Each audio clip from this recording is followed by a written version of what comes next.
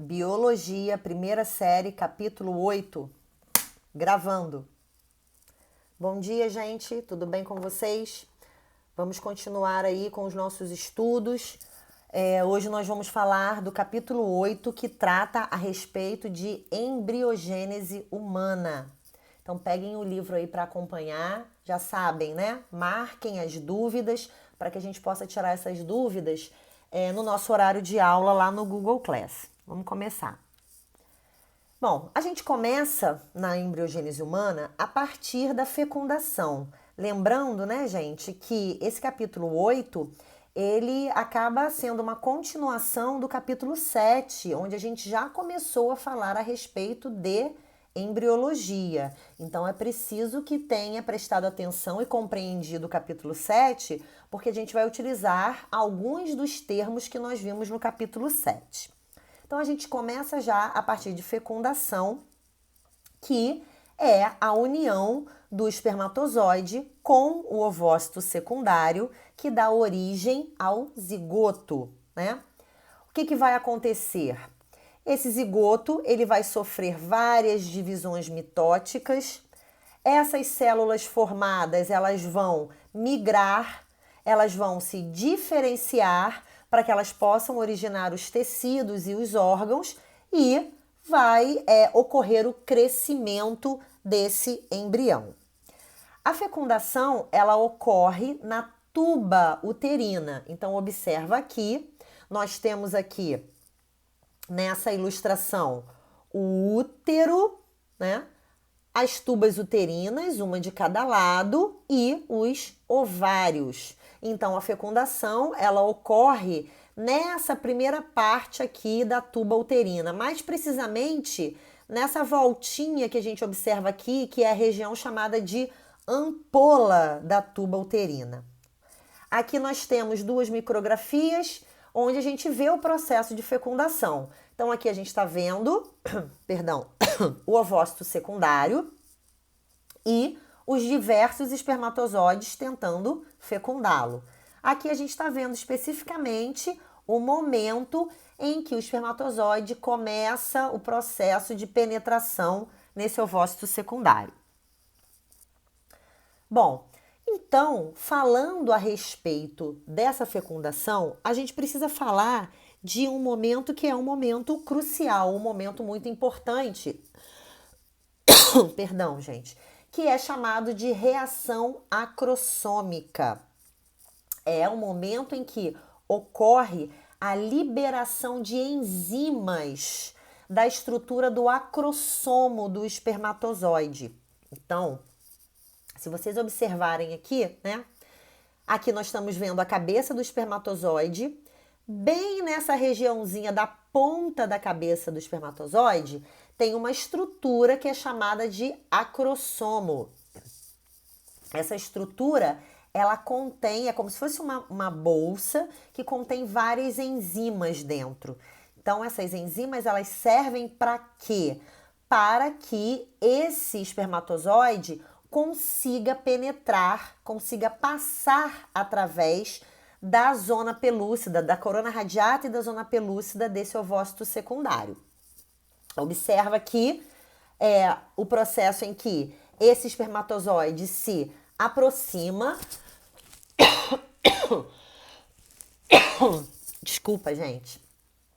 Então, esse espermatozoide se aproxima da corona radiata. Quando ele se aproxima da corona radiata, esse acrossomo se rompe, libera essas enzimas e essas enzimas elas auxiliam a degradar a estrutura da zona pelúcida para que esse espermatozoide possa passar através da zona pelúcida, tá? Então, precisa relembrar que existe a estrutura da zona pelúcida envolvendo o ovócito secundário e existem as células foliculares que formam a corona radiata também ao redor desse ovócito secundário. Então, essas enzimas que estão no acrossomo, elas são liberadas e auxiliam essa passagem do espermatozoide através dessas estruturas, certo? Quando o espermatozoide consegue passar pela corona radiata e consegue passar pela zona pelúcida, vai ocorrer a fusão das membranas, ou seja, a fusão da membrana da cabeça do espermatozoide com a membrana do ovócito, para quê? Para que o núcleo desse espermatozoide seja lançado dentro do ovócito. Quando isso acontece, é que a gente diz que a fecundação de fato aconteceu. Então, enquanto o espermatozoide ainda não lançou o núcleo dele dentro do ovócito secundário, a fecundação não se concluiu. Depois que esse núcleo do espermatozoide é lançado dentro do ovócito secundário, a fecundação aconteceu. Quando a fecundação acontece, o que também acontece? Olha aqui, a meiose 2 desse ovócito se conclui. Lembra que nós falamos disso quando falamos a respeito de gametogênese, tá? A meiose 2 do ovócito só se completa se ocorrer a fecundação. Então, após a entrada do núcleo desse espermatozoide no ovócito, a meiose 2 vai se concluir, certo? Com isso, a fecundação aconteceu e o zigoto ele está formado. Mas aí entra um questionamento que muitos de nós temos. E se dois espermatozoides fecundarem o mesmo ovócito secundário, o que vai acontecer? Gente, vamos raciocinar, né? Os gametas, eles são haploides para que a fecundação forme um zigoto diploide. Se dois espermatozoides fecundassem, nós não teríamos um zigoto diploide, nós teríamos um zigoto triploide, ou seja, um zigoto com uma carga cromossômica excedente. Esse zigoto ele não iria conseguir se desenvolver.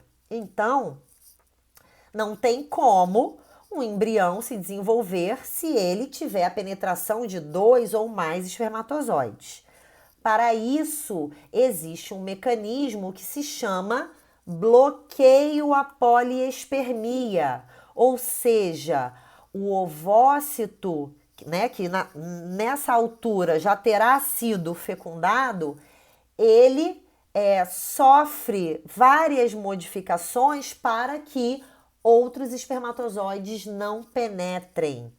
Que modificações são essas? Observa nessa segunda parte da imagem. Então, o espermatozoide penetrou, ele lança o seu núcleo para dentro do ovócito secundário. Quando isso ocorre, repara que existe ao redor de toda a membrana plasmática do ovócito grânulos corticais, que são, na verdade, pequenas vesículas que contêm enzimas dentro. Nessa imagem anterior, vocês conseguem observar que tem esses... Na verdade, não, né? Essa representação dessas bolinhas não são os grânulos, mas não tem problema. Observa aqui, nessa imagem segunda aqui. Essas bolinhas são os grânulos corticais que, após a penetração do primeiro espermatozoide, as enzimas desses grânulos corticais, elas são liberadas ao redor do ovócito inteiro. Quando essas enzimas são liberadas, o que elas fazem? Elas modificam as características químicas da zona pelúcida. Com essas características químicas alteradas, nenhum outro espermatozoide mais consegue penetrar. Então, o primeiro penetra porque a zona pelúcida não está modificada, ou seja, as enzimas do espermatozoide conseguem degradar essa zona pelúcida para que ele penetre. Depois que ele penetrou, as enzimas dos grânulos corticais vão modificar, vão alterar essa zona pelúcida. Isso significa que, mesmo que outros espermatozoides lancem as suas enzimas na zona pelúcida, as enzimas desses espermatozoides não irão mais funcionar, porque a zona pelúcida vai estar modificada. Isso significa que nenhum outro espermatozoide vai mais conseguir penetrar. Bom, então a partir da fecundação ocorrida, a gente começa a falar a respeito do desenvolvimento embrionário. A fecundação aconteceu, significa que teve a formação do zigoto. Esse zigoto passa pelas clivagens, forma os blastômeros. Esses blastômeros se multiplicam. Mais ou menos no terceiro dia, eles formam a estrutura da mórula. Continuam se multiplicando, mais ou menos no quinto dia, formam a estrutura do blastocisto. Que estruturas são essas? Então vamos ver. As clivagens, nós já havíamos falado, são as primeiras divisões mitóticas do zigoto. Os blastômeros são as células formadas dessas clivagens. Quando esse grupo de células, essa massa, atinge o número de 12 a 15 blastômeros, essa estrutura se chama mórula.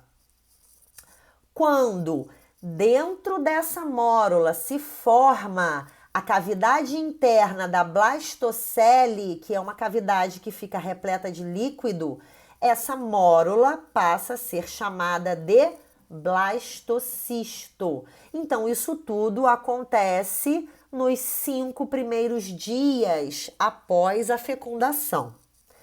O líquido que preenche a blastocele, ele começa a empurrar os blastômeros, a separar esses blastômeros. E esses blastômeros se diferenciam em 2 grupos. Um grupo chamado de trofoblasto e um outro grupo chamado de embrioblasto. O grupo do trofoblasto, a estrutura do trofoblasto é uma estrutura mais externa, que vai dar origem às membranas embrionárias, aos anexos embrionários. E a estrutura do embrioblasto é uma estrutura mais interna, que vai dar origem ao embrião propriamente, ok?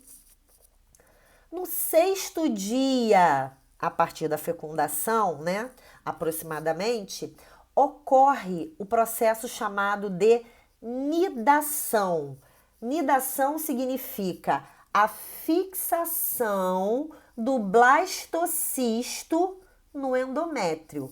Endométrio é o revestimento interno do útero. Então, quando esse blastocisto penetra no útero, ele vai logo se fixar nesse útero.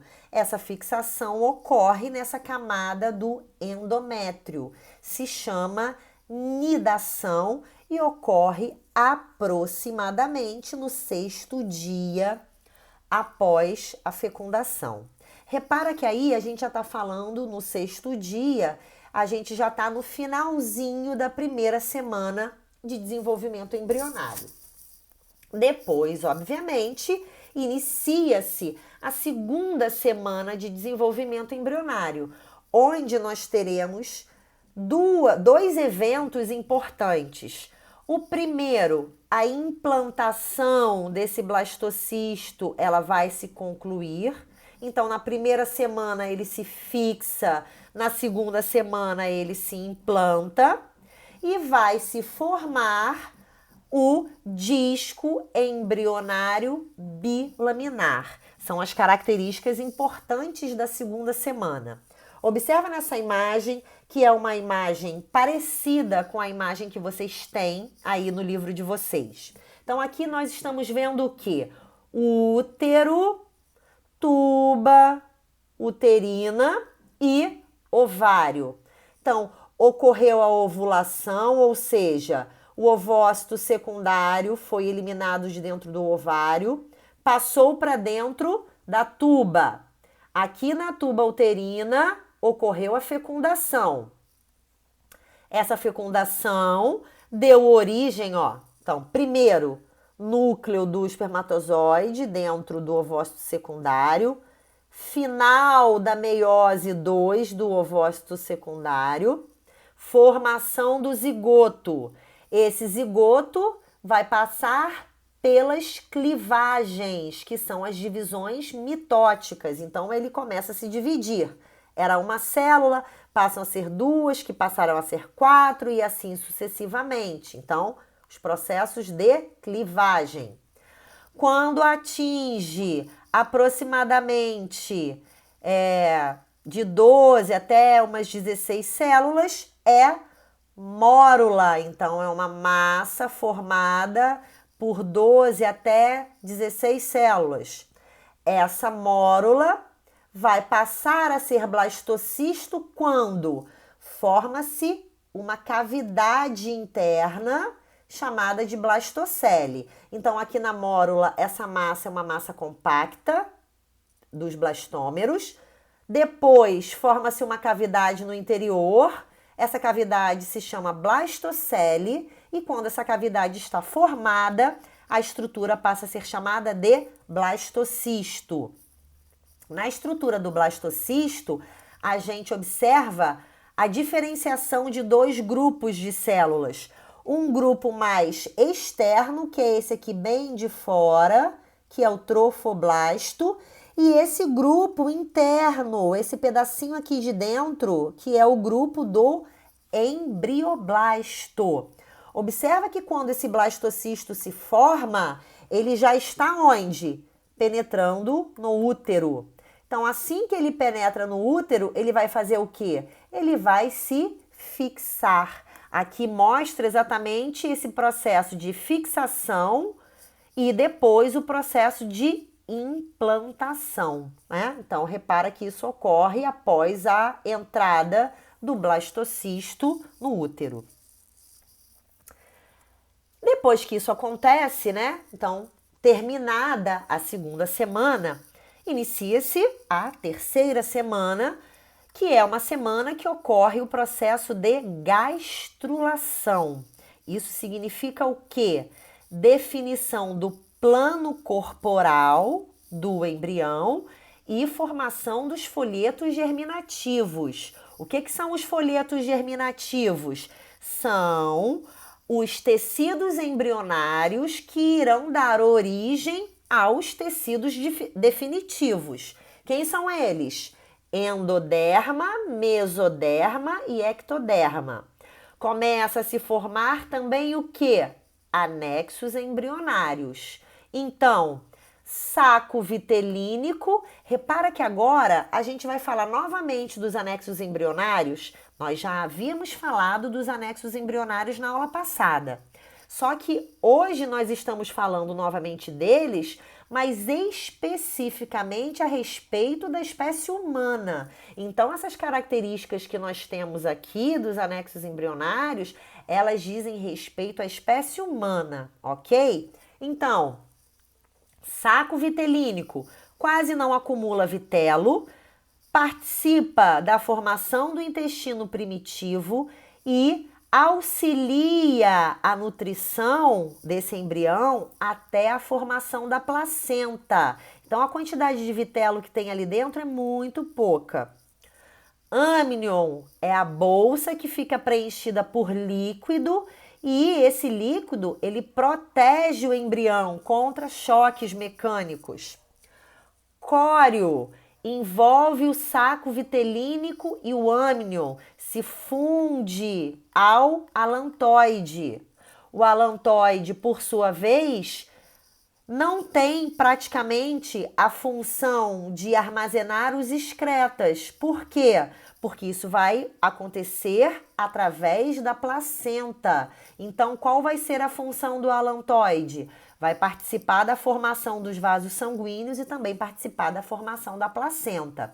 Então, observa aqui, bem no iniciozinho, né, do processo de gastrulação, quando essa estrutura, né, que é o embrião, a gente está vendo aqui, né, esse pedacinho aqui de dentro, que vai originar o embrião, quase não está diferenciado e conforme vai passando pela terceira semana, ou seja, pelo processo de gastrulação, essa diferenciação vai acontecendo. Então, aqui a gente está vendo em amarelinho a formação do saco vitelínico, esse azulzinho aqui em volta, a formação do amnion, Aqui dentro, né, esse rosinha mais claro, já é a formação do embrião. Aqui a gente já vê isso um pouco mais diferenciado. Então, ó, o embrião se formando dentro da onde? Da estrutura da cavidade amniótica, formada pelo âmnion.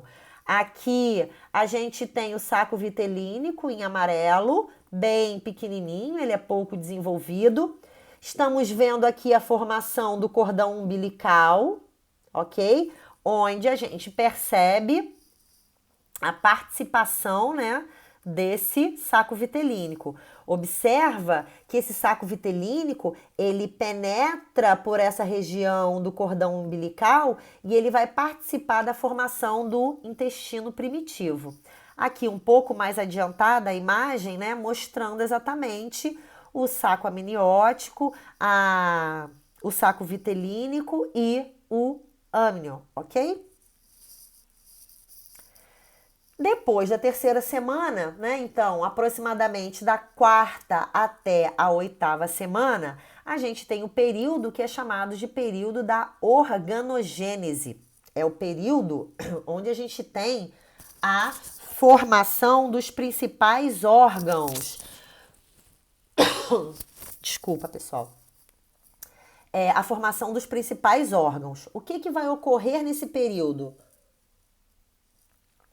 A diferenciação desses folhetos germinativos em tecidos. Então, o que era endoderma, mesoderma e ectoderma vai se diferenciar.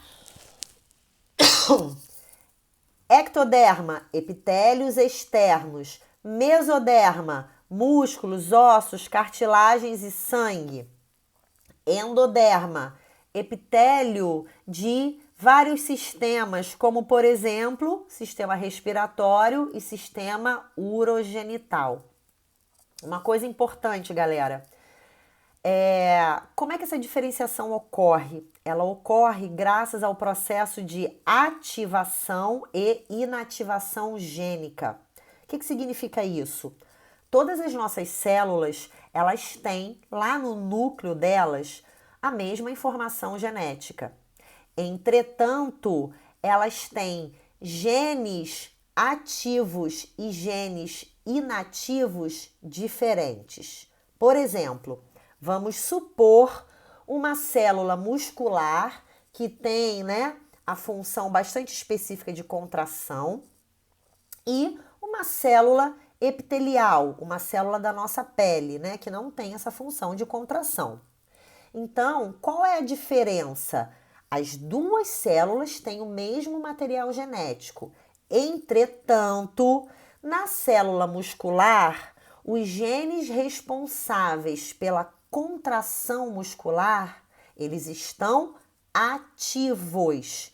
Na célula epitelial, os genes responsáveis pela contração muscular estão inativos. Então, apesar de todas as células terem o mesmo material genético, elas se diferenciam umas das outras porque os genes que estão ativos e os genes que estão inativos são diferentes, ok? Isso é o que faz com que elas consigam se tornar células distintas, tanto em relação à morfologia quanto em relação à fisiologia, ok?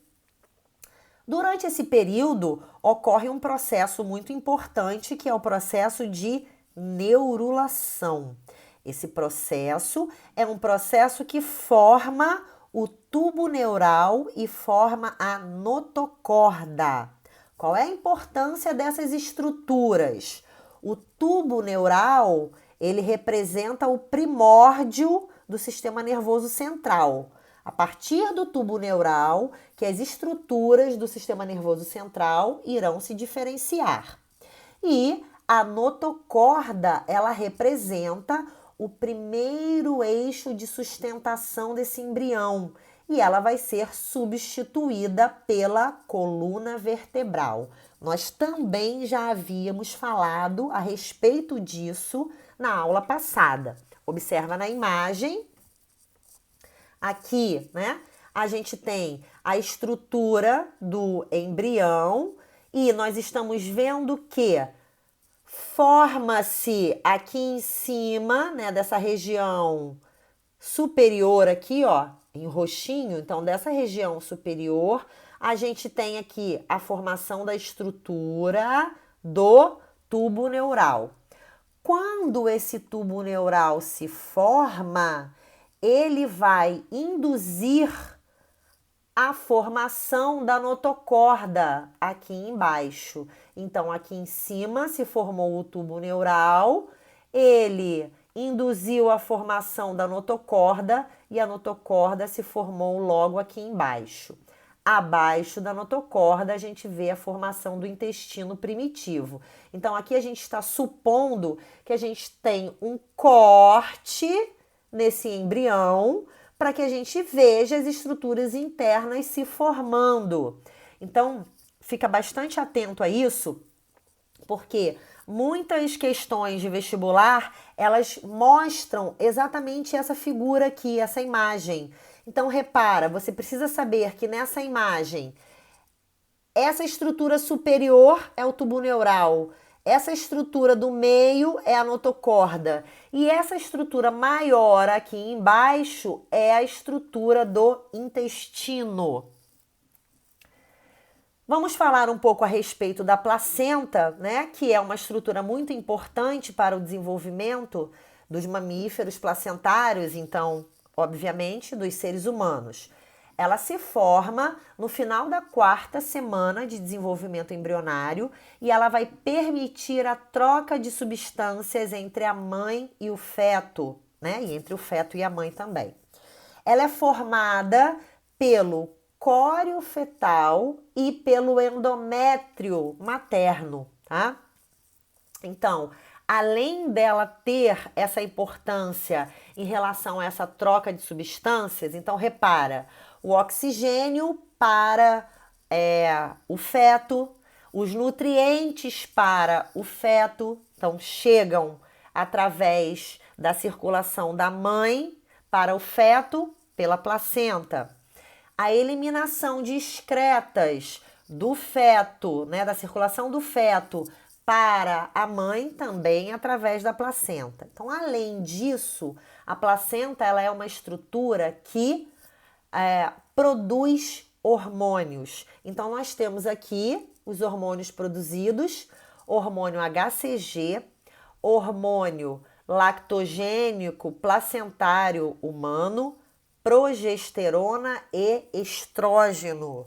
Também fique atento a isso, porque controle, né, hormonal, regulação hormonal é algo que também é sempre pedido em questões de vestibular. HCG, que é o hormônio gonadotrofina coriônica humana, vai manter o corpo lúteo ativo, vai manter o corpo lúteo funcional, produzindo progesterona e estrógeno. Ele inibe a descamação do endométrio. Por que o endométrio não pode descamar? Porque o embrião se fixou nesse endométrio. Se esse endométrio descamar, a gravidez vai ser terminada, né? A gestação termina. Ele evita novas ovulações, porque a gravidez está ocorrendo. E ele age como um imunossupressor. Por que o organismo materno não rejeita esse embrião, né? Então, essa imunossupressão é função também do hormônio HCG. Lactogênico placentário humano, ela aumenta a resistência da mãe à insulina. O que isso significa? Ela deixa a glicose disponível na circulação sanguínea materna para que essa glicose possa ser transferida para a circulação do feto, correto? Então, quando a gente fala em aumentar a resistência da mãe à insulina, significa que essa glicose não é totalmente, né, passada para o interior das células maternas, então ela fica disponível na circulação e ela pode ser aproveitada para a nutrição desse feto. Progesterona relaxa a musculatura, uterina. Isso é importante porque evita a expulsão do feto. Se a musculatura uterina ficar se contraindo, essa contração, ela vai ocasionar a expulsão do feto. Então, o relaxamento da musculatura é importante para a gestação. E mantém o endométrio espesso para que a gestação prossiga.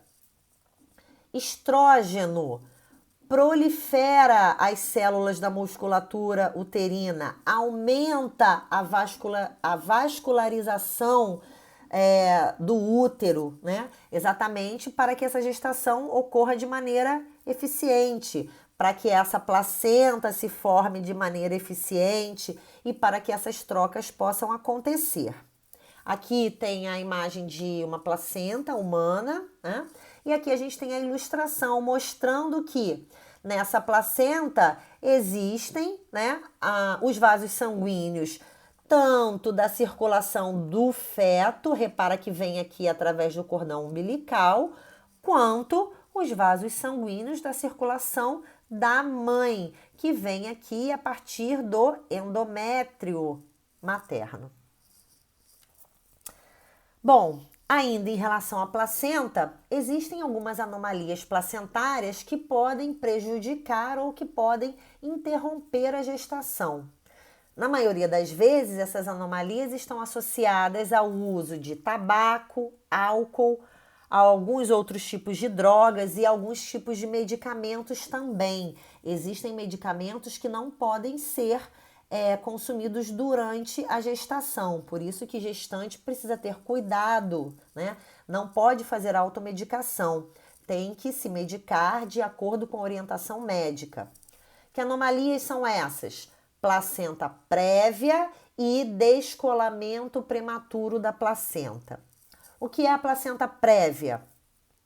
Quando a placenta ela fica implantada na porção inferior do útero. Então, observa aqui nós temos a placenta, né, digamos, na posição normal dela, nessa região mais superior, e aqui a placenta prévia. Repara que aqui a placenta, ela está localizada próxima ao cérvice e ao canal vaginal. Então, quando isso ocorre, pode acontecer a obstrução daqui do colo do útero e pode ocasionar hemorragias.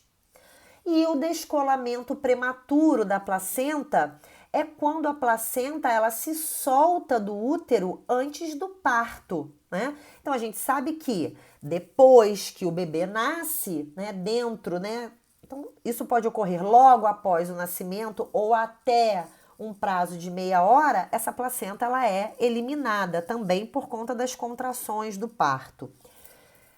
Se esse descolamento da placenta ocorre antes do parto, é dito como prematuro e isso vai provocar o nascimento prematuro, tá?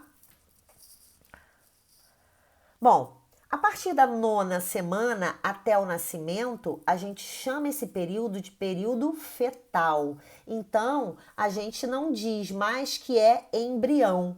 A partir da 9ª semana, a gente já chama de feto. Essa imagem aqui, ela mostra algumas das características que vão ocorrendo durante esses períodos. Vocês têm aí em 2 páginas do livro de vocês mostrando também a respeito dessas características. Então, repara, aqui nós temos o período embrionário, a indicação do período embrionário até a 8ª semana, e a partir da 9ª semana, o período fetal. Então, o desenvolvimento das características dentro desses períodos. Observa, por exemplo, aqui nós temos a indicação de formação do cérebro, formação da genitália externa, né, no período fetal, por exemplo.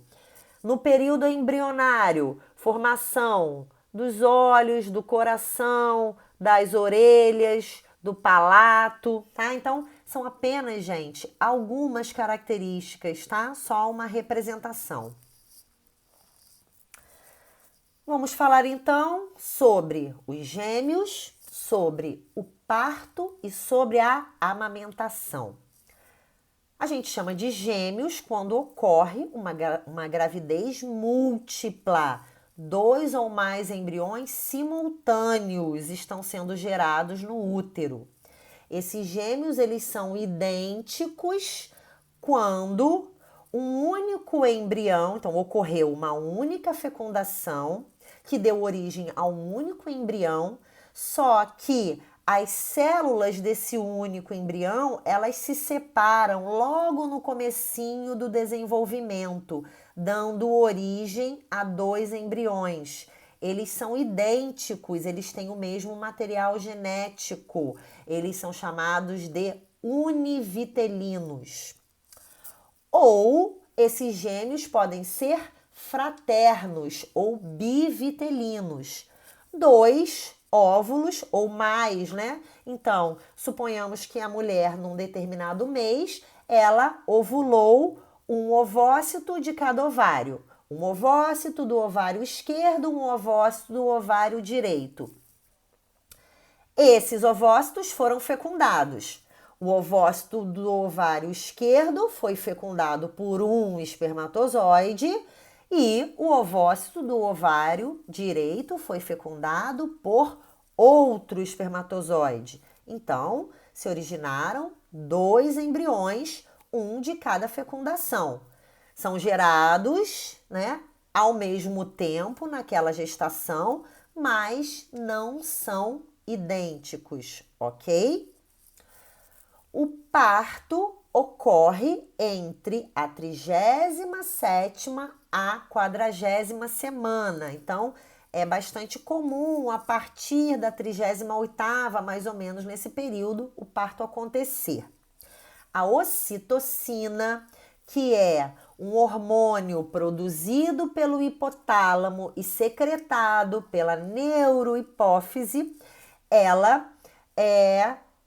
esse hormônio é o hormônio que vai induzir essas contrações para que o parto ocorra. O trabalho de parto, ele é dividido em 4 fases. Fase latente, fase ativa, fase expulsiva e fase de dequitação, que nós temos ilustradas aqui embaixo. Fase latente, início das contrações e da dilatação do colo uterino. É o comecinho do trabalho de parto, que está representado aqui, né? Essa dilatação do colo uterino, ela atinge 4 centímetros. Então, a gente está falando dessa dilatação aqui, ó, do cérvix, do colo uterino, para que exista a passagem do bebê. Fase ativa é a fase onde as contrações são mais doloridas. É a fase onde ocorre o rompimento da bolsa. Só fazendo uma observação. Que bolsa é essa que a gente fala que se rompe e que o líquido é eliminado? Bolsa amniótica, saco amniótico. Esse líquido que é eliminado é o líquido amniótico. Então, isso ocorre na fase ativa.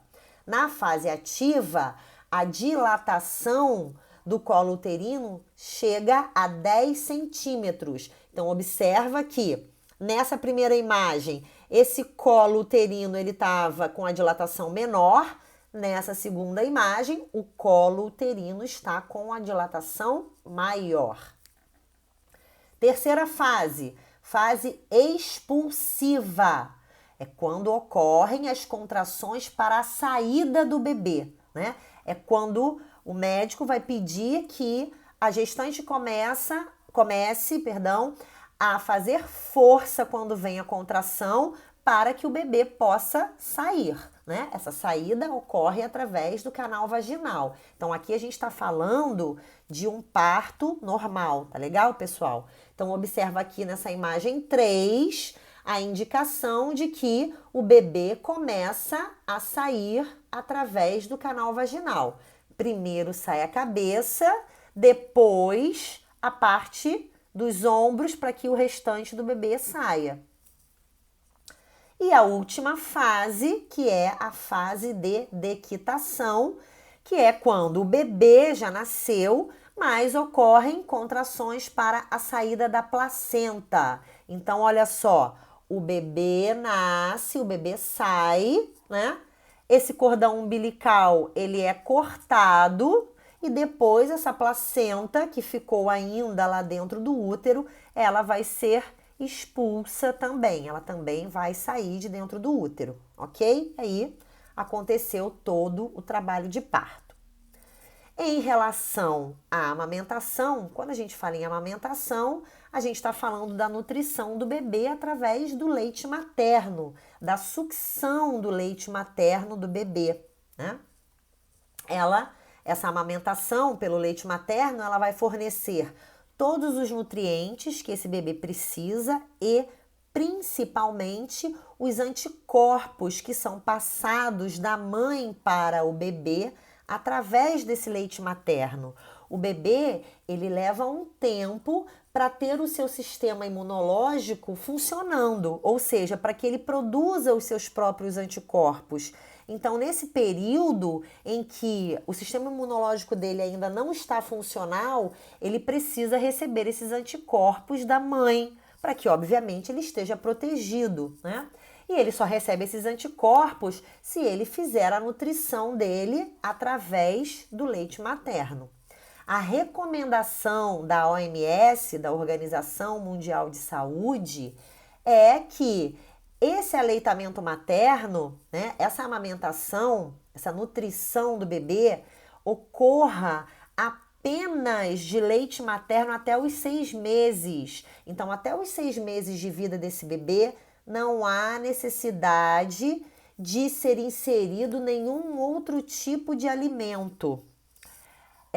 A partir dos 6 meses, pode-se começar a introduzir, de acordo com as recomendações do pediatra, alimentação para esse bebê.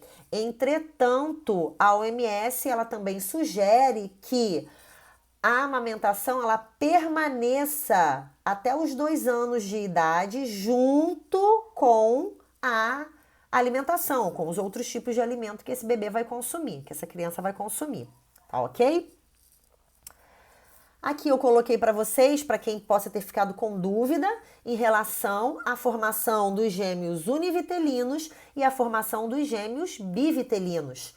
Um único evento de fecundação, as células começam a se dividir. Logo no início da formação dessas células, 2 grupos de células se separam e dão origem a 2 embriões. Esses embriões são idênticos. Isso significa que esses gêmeos têm, inclusive, o mesmo sexo.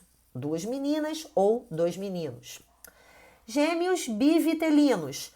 2 eventos distintos de fecundação dão origem a 2 embriões, né? Cada embrião vai formar um bebê. Eles não são idênticos. Nesses casos, é possível que a mulher tenha um casal. Então, é possível que seja gerada uma menina e um menino, porque eles não são idênticos. Quando os gêmeos são univitelinos, eles são idênticos e eles têm, obviamente, o mesmo sexo também. Galera, com isso a gente conclui essa aula. Anotem as dúvidas, tá? E a gente se encontra no Google Class para que vocês possam tirar essas dúvidas comigo. Lá no Google Class também vocês vão ter as orientações do roteiro para vocês saberem, né, o que mais é preciso que vocês façam, tá bom? No mais é isso, beijo no coração, fiquem com Deus.